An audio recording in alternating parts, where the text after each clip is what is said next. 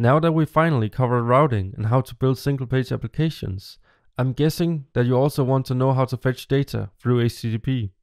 While any data is included in the HTML that is returned from the server for a traditional setup, this is different with an SPA. With SPAs, you need to fetch any data that you need through HTTP requests, exactly as you might have done with jQuery or similar. We're going to be expanding on the application from the previous sections, being the e-commerce application. Instead of having the products imported within JavaScript, it would be a good idea to do this over HTTP instead. So when a user visits a page, an HTTP request will be sent to the server to fetch the data needed for rendering the given component. That particular request would be a GET request, where an example of a POST request could be adding a product to the cart or adding a review for a product. Remember that Vue is built of a set of libraries that you can use based on your particular needs.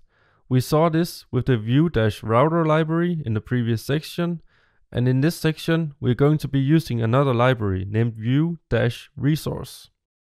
This is a third-party library, although it's really the standard and recommended library for communicating with HTTP.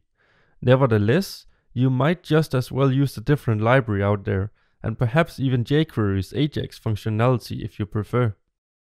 The point is that you are not limited to the particular library that we'll be using in this section, but it's pretty rare not using the Vue-resource one.